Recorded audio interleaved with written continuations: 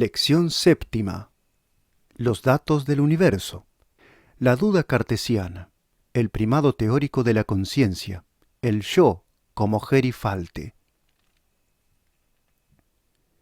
Nos importa mucho, decía yo, distinguir entre estas tres clases de cosas, las que acaso hay en el universo, conozcámoslas o no, las que erróneamente creemos que hay, pero en verdad no las hay, en fin, aquellas de que podemos estar seguros que las hay.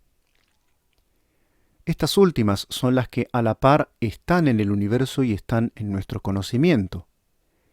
Pero en esta última clase necesitamos establecer aún una nueva división que el otro día me reservé. La seguridad que podemos tener de la existencia de un objeto en el universo es de dos tipos. Unas veces afirmamos que un objeto existe fundándonos en un razonamiento, en una prueba, en una firme y justificada inferencia. Así, donde vemos humos, inferimos que hay fuego, aunque no veamos el fuego. Cuando vemos en el tronco de un árbol figuras lineales de cierta forma, inferimos que ha habido por allí, o un hombre, o al menos el misterioso insecto que en su marcha sobre el árbol deja inscritas figuras parecidas a las letras de imprenta, y por eso es llamado Bastricus typographus. Esta seguridad por inferencia, por prueba y mediante razones, llega a afirmar la existencia de un objeto partiendo de otra seguridad previa en la existencia de otro objeto. Así, afirmar la existencia del fuego supone que hayamos visto humo. Por tanto, para afirmar por inferencia o prueba la existencia de ciertos objetos, hay que partir de una seguridad más radical y primaria en la existencia de otros, tipo de seguridad que no necesita prueba ni inferencia. Hay, pues, cosas cuya existencia podemos y necesitamos probar, pero esto supone que hay cosas cuya existencia no podemos ni necesitamos probar porque se prueban a sí mismas. Solo se puede probar aquello de que, con sentido, se puede dudar, pero lo que no tolera la duda ni necesita ni permite la prueba.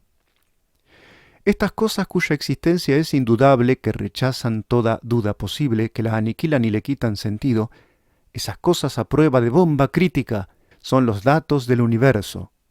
Repito, pues, los datos no son lo único que hay en el universo, ni siquiera lo único que seguramente hay, sino que son lo único que indubitablemente hay, cuya existencia se funda en una seguridad especialísima, en una seguridad de cariz indubitable, diríamos, en la archiseguridad.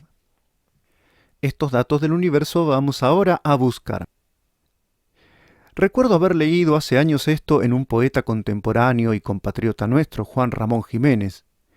Mi jardín tiene una fuente, y la fuente una quimera, y la quimera un amante que se muere de tristeza.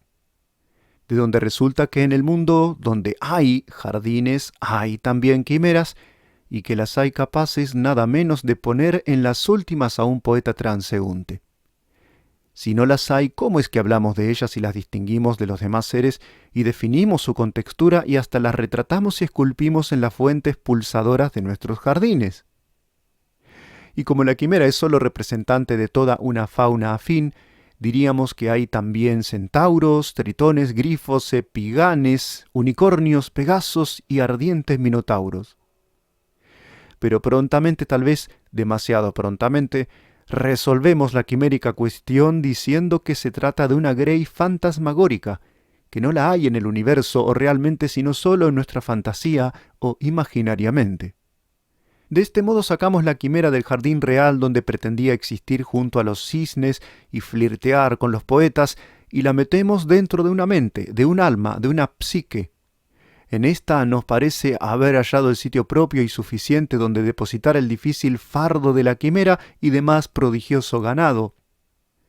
Tomamos tan prontamente esta resolución porque ofrece en efecto la existencia de la quimera dudas tan obvias, es tan poco probable su realidad, que no merece la pena su caso de mayores meditaciones, aunque nos queda un oscuro resquemor allá en el fondo del espíritu, resquemor que ahora, una vez enumerado, borraré enseguida de la mente de ustedes, porque no debe hoy estorbarnos ni afecta seriamente a lo que hoy discutimos.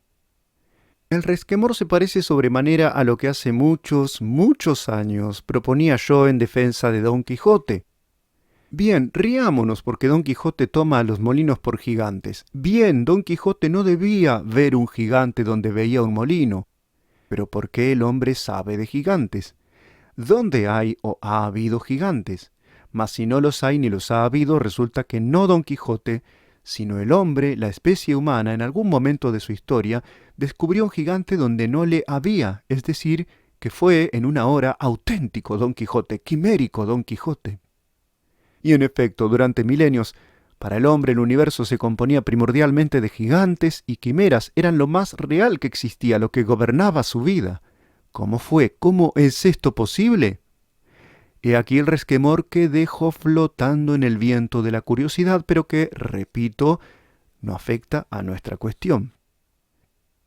Otro resquemor, aún más grave, habría que añadir a este, pero también podemos silenciarlo, porque ahora no discutimos si las hay o puede haber quimeras. Lo que nos interesa es si las hay indubitablemente, y como no ofrece dificultad alguna dudar de que existen, no nos sirven de datos radicales para el universo. Más grave es el hecho de que el físico nos asegure que en el universo hay fuerzas, átomos, electrones. Los hay en efecto y sin duda. Por lo pronto oímos a los físicos mismos disputar entre sí sobre su existencia. Esto indica que es por lo menos posible dudar de ella. Pero aunque viniesen a acuerdo los físicos y en unánime falange nos quisiesen hacer creer en la existencia real de fuerzas que no vemos, de átomos y electrones invisibles, nosotros opondríamos la siguiente reflexión. Los átomos son objetos cuya existencia, aunque sea efectiva, nos aparece solo al cabo de toda una teoría. Para que sea verdad la existencia de los átomos es preciso antes que sea verdad la teoría física entera. Y la teoría física, aunque sea verdad, es una verdad problemática que consiste y se funda en una larga serie de razones que implica, pues, la necesidad de ser probada. Por tanto, no es una verdad primaria, autóctona, sino en el mejor caso, una verdad derivada, inferida. Lo que nos lleva a decir cosa similar a lo que dijimos de la quimera, que solo la hay en la imaginación, a saber que es dudoso que haya átomos realmente, por lo pronto solo los hay en la teoría, en el pensamiento de los físicos.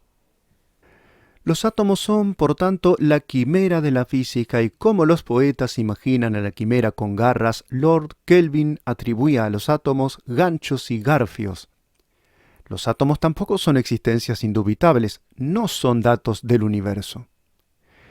Busquemos, pues, en lo que nos es más próximo, menos problemático.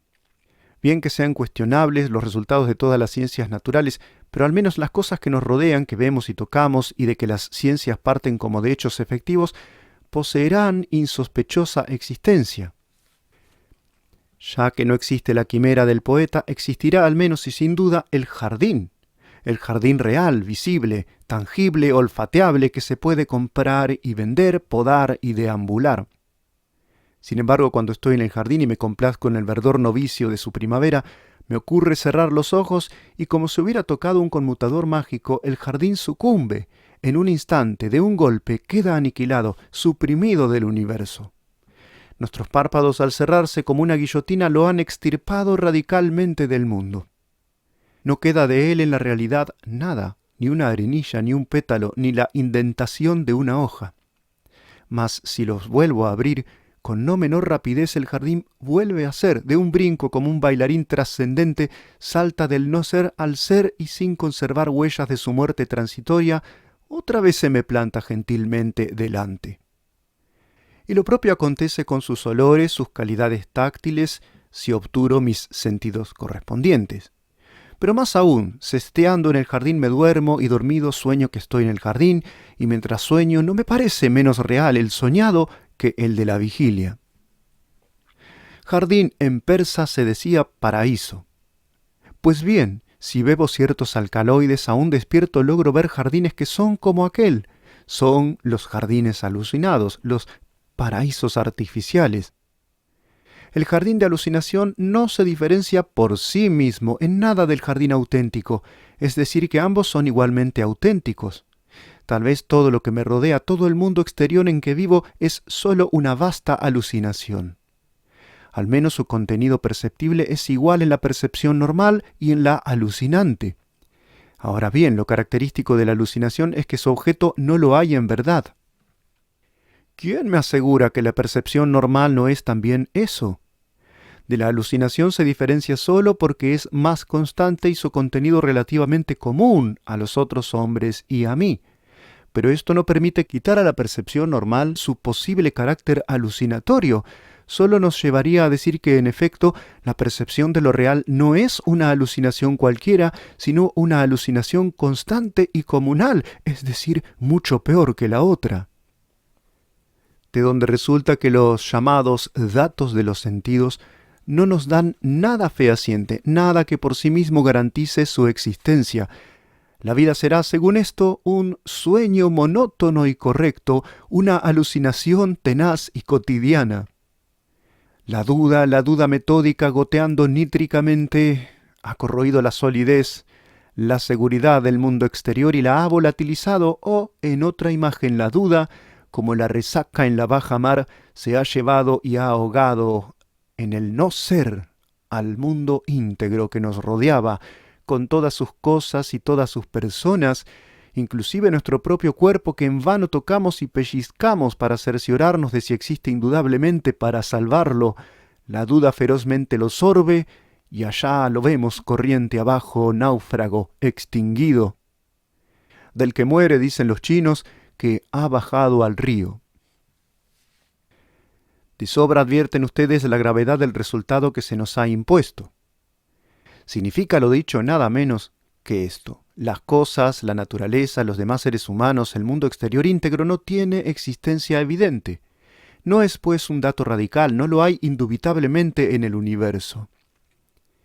Ese mundo que nos rodea, que nos lleva y sustenta, que nos parece vitalmente lo más firme, seguro, sólido, esa tierra firme sobre que piafamos para aludir a lo más inconmovible, resulta ser de existencia sospechosa, por lo menos sospechable.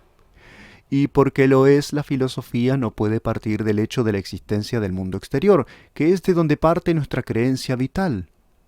En la vida aceptamos sin sombra de duda la plena realidad de nuestro escenario cósmico, pero la filosofía, que no puede aceptar como verdad lo que otra ciencia demuestra como verdadero, menos puede aceptar lo que la vida cree. Aquí tienen un ejemplo superlativo y bien concreto de en qué sentido filosofar es no vivir. Aquí tienen ustedes una muestra enorme de por qué la filosofía es constitutivamente paradoja. Filosofar no es vivir, es desasirse concienzudamente de las creencias vitales. Ahora bien, este deshacimiento no puede ser ni tiene que ser más que virtual, intelectivo, ejecutado con el exclusivo fin de hacer teoría, es el mismo teórico.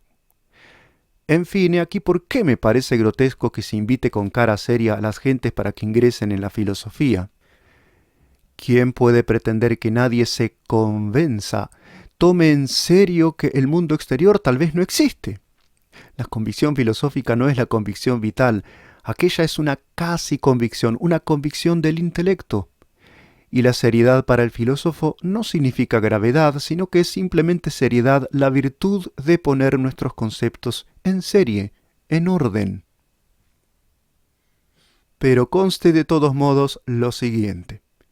La filosofía comienza por decir que el mundo exterior no es dato radical, que su existencia es dubitable y que toda proposición en que se afirme la realidad del mundo externo necesita ser probada, no es una proposición evidente y requiere, en el mejor caso, otras verdades primarias donde apoyarse. Lo que la filosofía no hace, conste, repito, es negar la realidad del mundo exterior, porque eso sería también empezar por algo cuestionable. En expresión rigorosa, lo que la filosofía dice es solo: ni la existencia ni la inexistencia del mundo en torno es evidente. Por tanto, no se puede partir ni de la una ni de la otra, porque sería partir de un supuesto, y está comprometida a no partir de lo que se supone, sino solo de lo que se pone a sí mismo, es decir, de lo que se impone. Pero volvamos a aquella situación dramática en que la bajamar de la duda, en su enérgica resaca, se nos llevó el mundo y nuestros amigos y con ellos nuestro cuerpo. ¿Qué queda entonces en el universo? ¿Qué hay entonces indubitablemente en el universo? Cuando se duda del mundo y aún de todo el universo, ¿qué es lo que queda? Queda la duda, el hecho de que dudo. Si dudo de que el mundo existe, no puedo dudar de que dudo. He aquí el límite de todo posible dudar. Por ancha que dejemos la esfera de la duda, nos encontramos con que ésta tropieza consigo misma y se aniquila. ¿Se quiere algo indubitable? Helo aquí, la duda. Para dudar de todo tengo que no dudar de que dudo. La duda solo es posible a cambio de no tocarse a sí misma. Al querer morderse a sí misma, se rompe su propio diente. Con este pensamiento, que es más bien solo la mise en scène de otra idea mucho mayor, inicia Descartes la filosofía moderna. Nadie ignora esto, es una noticia elemental. Si yo la reproduzco como otras cosas que parecían también archisabidas y han asomado en la primera mitad de este curso, es por muchas razones que acaso luego o el próximo día se ofrezca ocasión de enumerar. Hemos llegado a la altura en que pueden ir declarándose los secretos de este curso y se pueden visitar sus corredores subterráneos. Pues digo ahora lo que he callado en todo un cuarto de siglo de hombre público, y es que no concibo una obra de publicista, y en general una vida de hombre en la plenitud de su sentido, que no sea como el Teatro de la Ópera de París, el cual tiene ocultos debajo de tierra el mismo número de pisos que tiene a la vista sobre el haz de la tierra. Y que diga esto al pasar, minúsculo, por delante de la colosal figura de Descartes, padre de la modernidad, no es tampoco un azar, como veremos. Pero vamos ahora a lo urgente. El que crea que Descartes inaugura nada menos que la edad moderna por habérsele ocurrido esa chilindrina de que no podemos dudar de que dudamos, en que también había caído San Agustín, no tiene ni la más ligera sospecha de la enorme innovación que representa el pensamiento cartesiano y en consecuencia ignora de raíz lo que ha sido la modernidad. Pues importa mucho que veamos diáfanamente qué privilegio tiene el hecho de la duda para que no podamos dudar de ella. Es decir, ¿por qué de cosa tan gigantesca e importante como es el mundo exterior podamos dudar y en cambio en esta menudencia de la duda misma venga a embotarse el dardo de la duda? Cuando dudo yo no puedo dudar de la existencia de mi duda. Es esta, pues, un dato radical, es una incuestionable realidad del universo. ¿Pero por qué? De que exista realmente este teatro en que peroro puedo dudar. Tal vez vivo ahora una alucinación. ¿Acaso en la muchatez somnipotente soñé una vez que hablaba de filosofía en un teatro a un público madrileño, y ahora no sé bien si aquel sueño se realiza en este momento, o si este momento es aquel sueño y soy ahora aquel soñador? ¿Qué más quisiera?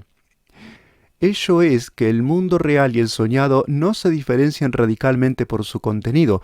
Son compartimientos colindantes separados solo, como en la Edad Media se decía que el jardín de Virgilio estaba separado del resto del mundo, por un muro de aire. Sin variar en nada podemos trasladarnos de lo real a lo soñado, y en este caso concreto no hay duda que hacer que se ocupen los madrileños un poco de filosofía es el sueño de mi vida. Puedo, pues, dudar de la realidad de este teatro, pero no de que dudo de ello. Repito una vez más, ¿por qué? La respuesta es la siguiente. Dudar significa parecerme a mí que algo es dudoso y problemático. Parecerme a mí algo y pensarlo son la misma cosa. La duda no es sino un pensamiento. Ahora bien, para dudar de la existencia de un pensamiento tengo por fuerza que pensar este pensamiento, que darle existencia en el universo. Con el mismo acto en que ensayo suprimir mi pensamiento, lo realizo. Dicho en otra forma, el pensamiento es la única cosa del universo cuya existencia no se puede negar, porque negar es pensar. Las cosas en que pienso podrán no existir en el universo, pero que las pienso es indubitable. Repito, ser algo dudoso es parecerme a mí que lo es, y todo el universo puede parecerme a mí dudoso, salvo el parecerme a mí. Es problemática la existencia de este teatro, porque entiendo por existencia de este teatro que él sea lo que pretende ser con independencia de mí, que cuando cierro los ojos y deja de ser para mí o de existir para mí o en mí, él siga por su cuenta siendo fuera y aparte de mí, en el universo, es decir, que sea en sí. Pero el pensamiento tiene el misterioso privilegio de que su ser, lo que él pretende ser, se reduce a un parecerme a mí, a un ser para mí. Y como yo por lo pronto no consisto sino en mi pensar, diremos que es el pensamiento la única cosa en quien su ser, lo que él es realmente, no consiste en más que en lo que es para sí mismo. Es lo que parece ser y nada más parece ser lo que es, agota en su apariencia su esencia. Con respecto al teatro, la situación es opuesta. Lo que el teatro es o pretende ser no se agota con su aparecerme cuando lo veo. Al contrario, pretende existir también cuando yo no lo veo, cuando no me aparece, cuando no me es presente. Pero mi ver es algo que agota su pretensión existencial en parecerme que estoy viendo. Mi ver me es presente, patente, inmediato. Si yo ahora padezco una alucinación, este teatro no existirá realmente, pero la visión de este teatro nadie me la puede quitar. De donde resulta que al pensamiento solo le es dado del universo él mismo. Y le es dado indubitablemente porque no consiste en más que en ser dado, porque es pura presencia, pura apariencia, puro parecerme a mí. Este es el magnífico, el decisivo descubrimiento de Descartes, que como una gigante muralla de China divide la historia de la filosofía en dos grandes mitades. Los antiguos y medievales quedan del lado de allá, del lado de acá queda íntegra la modernidad. Pero no me satisface lo dicho, ni mucho menos. Como ustedes ven, se trata de una advertencia capital, la primacía teórica de la mente, del espíritu, de la conciencia, del yo, de la subjetividad como hecho universal. Es el hecho primario del universo. Ahora bien, caer en la cuenta de esto es la idea mayor que la época moderna añade al tesoro de Grecia. Merece, pues, que insistamos en ella y que aspiremos a la máxima claridad. Hay que llegar en la claridad hasta el frenesí de la claridad. Por eso perdónenme que vuelva una y otra vez sobre el asunto, buscando fórmulas diferentes para que unos por una, otros por otra, vayamos entrando en la completa comprensión de lo que es la mente, la conciencia, el pensamiento, la subjetividad, el espíritu, el yo. Buscábamos los datos radicales del universo. Pero ¿a quién son dados esos datos? Naturalmente al conocimiento. Son los datos para el conocimiento del universo, aquellos de que el conocimiento tiene que hacerse cargo para partir de ello y buscar lo que acaso falta. ¿Y cuándo podremos decir que algo es dado al conocimiento? Evidentemente cuando ese algo entre plenamente en nuestro conocimiento, cuando lo encontremos ante nuestra comprensión patente, sin misterio y sin duda, cuando nuestro conocimiento lo posea incuestionablemente. Ahora bien, para que yo entre en posesión cognoscente de algo, es menester que ese algo se manifieste o presente a mí en su integridad, tal y como es, según pretende ser, sin que quede oculto nada de su consistencia. Ahora bien, es evidente que todo aquello cuyo ser, cuya existencia pretenda ser y existir, aunque no esté presente ante mí, no es dato. Pero esto acontece con todo lo que no sea mi propio pensamiento, mi propia mente.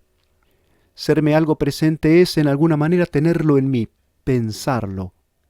Todo lo que es distinto de mi pensamiento pretende ipso facto ser y existir aparte de mi pensamiento, es decir, aparte de serme presente. Yo no lo presencio, pues. Pero el pensamiento, como no es sino las cosas que tengo presentes en cuanto presentes, lo visto en cuanto visto, lo oído en cuanto oído, lo imaginado en cuanto imaginado, lo ideado en cuanto ideado, se tiene a sí mismo en íntegra posesión. Si pienso que 2 más 2 son igual a 5, pienso un hecho falso, pero no es falso el hecho de que lo estoy pensando. El pensamiento, la cogitatio, es el dato radical, porque el pensamiento se tiene siempre a sí mismo, es lo único que se es a sí mismo presente y consiste en este encontrarse consigo mismo. Ahora vemos por qué la chilindrina de la duda es solo una chilindrina, una fórmula aguda, conceptuosa y tarabiscotee de una idea mucho más amplia. No porque la duda tiene especialmente de duda resulta imposible dudar de ella, sino porque es uno de tantos pensamientos o cogitaciones. Lo mismo que decimos del dudar podemos decir de nuestro ver y oír, imaginar, idear, sentir, amar, odiar, querer, no querer y dolerme las muelas. Todas estas cosas tienen de común que son lo que para sí mismas sean. Si a mí me parece que me duelen las muelas, es incuestionable que el hecho llamado dolor de muelas existe en el universo, porque basta para que exista absolutamente, que exista para sí, que se parezca a sí mismo existir. Que haya o no muelas en el universo es ya cuestionable. Por eso el poeta Heine hacía notar a una dama que a veces nos quejamos confundiendo el origen de nuestros males, aunque esos mismos sean certísimos. Señora, le digo a usted que tengo dolor de muelas en el corazón. Largos años de experiencia docente me han enseñado que es muy difícil a nuestros pueblos mediterráneos, y no por casualidad, hacerse cargo del carácter peculiar, único entre todas las demás cosas del universo que constituye el pensamiento y la subjetividad. En cambio, a los hombres del norte les es relativamente fácil y obvio. Y como la idea de la subjetividad es, según ya dije, el principio básico de toda la edad moderna, conviene dejar al paso insinuado que su incomprensión es una de las razones por las cuales los pueblos mediterráneos no han sido nunca plenamente modernos. Cada época es como un clima donde predominan ciertos principios inspiradores y organizadores de la vida. Cuando a un pueblo no le va ese clima, se desinteresa de la vida. Como una planta en atmósfera adversa se reduce a una vita mínima, o empleando un término deportivo, pierde forma. Esto ha acontecido durante la llamada Edad Moderna al pueblo español. Era el moderno un tipo de vida que no le interesaba, que no le iba. Contra esto no hay manera de luchar, solo cabe esperar. Pero imaginen que esa idea de la subjetividad, raíz de la modernidad, fuese superada, que otra idea más profunda y firme la invalidase total o parcialmente. Esto querría decir que comenzaba un nuevo clima, una nueva época. Y como esta nueva época significa una contradicción de la anterior, de la modernidad, los pueblos maltrechos durante el tiempo moderno tendrían grandes probabilidades de resurgir en el tiempo nuevo. ¿España acaso despertaría otra vez plenamente a la vida y a la historia? ¿Qué tal si uno de los resultados de este curso fuese convencernos de que pareja imaginación es ya un hecho, de que la idea de la subjetividad está superada por otra, de que la modernidad radicalmente ha concluido? Pero la idea de la subjetividad, de la primacía de la mente o conciencia como hecho primario del universo, es tan enorme, tan firme, tan sólida que no podemos hacernos ilusiones de superarla fácilmente. Al contrario, tenemos que adentrarnos en ella, comprenderla y dominarla por completo. Sin esto no podríamos ni intentar superarla. En historia toda superación implica una asimilación. Hay que tragarse lo que se va a superar, llevar dentro de nosotros precisamente lo que queremos abandonar. En la vida del espíritu solo se supera lo que se conserva. Como el tercer peldaño supera a los dos primeros porque los conserva bajo sí. En cuanto estos desaparecieran, el tercer peldaño caería a no ser sino primero. No hay otro modo para ser más que moderno que haberlo sido profundamente. Por eso los seminarios eclesiásticos españoles no han conseguido superar las ideas modernas porque no han querido realmente aceptarlas, sino que tosudamente se las han dejado fuera para siempre, sin digerir ni asimilar. Al revés que en la vida de los cuerpos, en la vida del espíritu, las ideas nuevas, las ideas hijas, llevan en el vientre a sus madres. Pero volvamos al dato radical que es el pensamiento.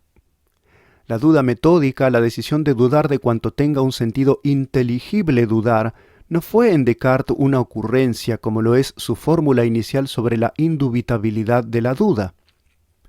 La resolución de la duda universal es sólo el anverso o instrumento de otra resolución más positiva, la de no admitir como contenido de la ciencia sino lo que podamos probar. Ahora bien, ciencia, teoría, no es sino la transcripción de la realidad en un sistema de proposiciones probadas. La duda metódica no es, pues, una aventura de la filosofía, es la filosofía misma percatándose de su propia y nativa condición. Toda prueba es prueba de resistencia y la teoría es prueba de la resistencia que una proposición ofrece a la duda. Sin dudar no hay probar, no hay saber. Pues bien, esta duda metódica llevó históricamente, como hoy nos lleva a nosotros, al enorme hallazgo de que para el conocimiento no hay más dato radical que el pensamiento mismo.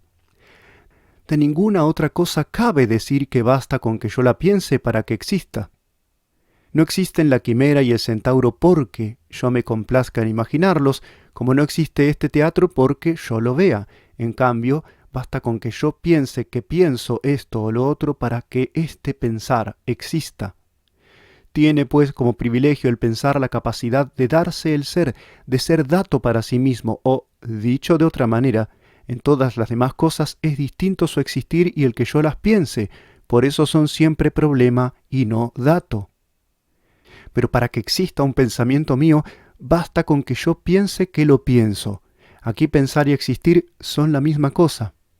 La realidad del pensar no consiste en más que en que yo me dé cuenta de él. El ser consiste aquí en este darse cuenta, en un saberse. Se comprende que sea dato radical para el saber o conocer lo que consiste precisamente en saberse.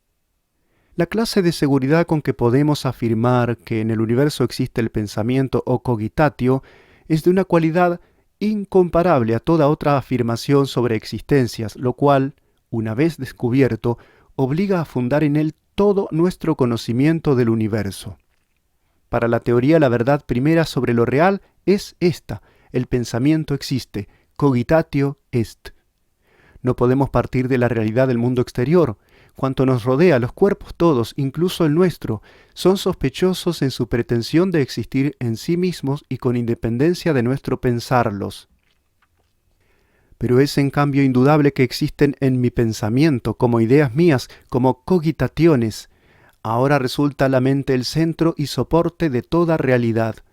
Mi mente dota de una realidad indestructible a lo que ella piensa, si lo tomo por lo que primordialmente es, si lo tomo por idea mía.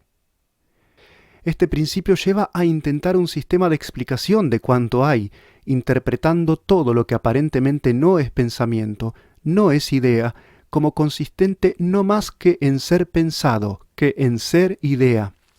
Este sistema es el idealismo y la filosofía moderna es, desde Descartes, en su raíz idealista. Si al dudar de la existencia independiente del mundo exterior llamábamos hace poco enorme paradoja, su inmediata consecuencia, que es convertir ese mundo exterior en mero pensamiento mío, será la archiparadoja que hace de la filosofía moderna una concienzuda contradicción de nuestra creencia vital. Desde Descartes, en efecto, la filosofía, al dar ya el primer paso, se dirige en dirección opuesta a nuestros hábitos mentales, camina al redropelo de la vida corriente y se aparta de ella con movimiento uniformemente acelerado, hasta el punto de que en Leibniz, en Kant, en Fichte o en Hegel llega a ser la filosofía el mundo visto del revés, una magnífica doctrina antinatural que no puede entenderse sin previa iniciación, doctrina de iniciados, sabiduría secreta, esoterismo. El pensamiento se ha tragado el mundo, las cosas se han vuelto meras ideas. En el escrito a que antes me refería, Heine pregunta a su amiga: «Señora, ¿tiene usted idea de lo que es una idea?» Porque yo le he preguntado ayer a mi cochero qué son las ideas y me ha respondido: las ideas, pues son las cosas que se le meten a uno en la cabeza. El cochero de Heine conduce durante 3 siglos toda la plena edad moderna, la espléndida carroza barroca de la filosofía idealista. Todavía la cultura vigente camina en ese vehículo y no ha habido manera de salir de él con honestidad intelectual. Los que lo han intentado no han salido de él, simplemente se han arrojado por la ventanilla y se han roto la cabeza del cochero de Heine donde las cosas se habían metido. La superioridad del idealismo procede de haber descubierto una cosa cuyo modo de ser es radicalmente distinto del que poseen todas las demás cosas. Ninguna otra cosa del universo, aun suponiendo que las haya, consiste fundamentalmente en ser para sí, en un darse cuenta de sí misma. Ni los colores, ni los cuerpos, ni los átomos, ninguna materia, por tanto. El ser de color es blanquear, verdecer, azulear, pero no para ser para sí blanco o verde o azul. El cuerpo es gravedad, peso, pero no es pesarse a sí mismo. Tampoco la idea platónica consiste en darse cuenta de sí misma. La idea de lo bueno o de lo igual no sabe qué es bondad o igualdad. Tampoco la forma aristotélica consiste en ese saberse, y tampoco el Dios de Aristóteles, a pesar de su definición, como espero veamos, ni tampoco el logos de Filón y Plotino y San Juan Evangelista, ni tampoco el alma de Santo Tomás de Aquino. Se trata en efecto de la noción más peculiar a la modernidad. Si se me entiende cum grano salis, diré que el modo de ser de todas esas cosas, lejos de consistir en ser para sí o saberse a sí mismas, consiste más bien en todo lo contrario, en ser para otro. El rojo es rojo para alguien que lo ve, y la bondad platónica, la bondad perfecta, es tal para quien sea capaz de pensarla. Por eso el propio mundo antiguo acabó en los neoplatónicos de Alejandría por buscarle a los objetos ideales de Platón alguien para quien fuesen o tuviesen ser, y los puso a tientas confusamente como contenidos de la mente divina. El mundo antiguo en su totalidad solo conoce un modo de ser que consiste en exteriorizarse, por tanto en abrirse u ostentarse, en ser hacia afuera. De aquí que al hallazgo del ser, esto es, la verdad, llamasen descubrimiento, aletheia, manifestación, desnudamiento. Pero el pensamiento cartesiano consiste opuestamente en ser para sí, en darse cuenta de sí mismo, por tanto en ser para dentro de sí propio, en reflejarse en sí, en meterse en sí mismo. Frente al ser hacia afuera, ostentatorio, exterior, que conocían los antiguos, se alza este modo de ser constituido esencialmente en ser interior, así en ser pura intimidad, reflexividad.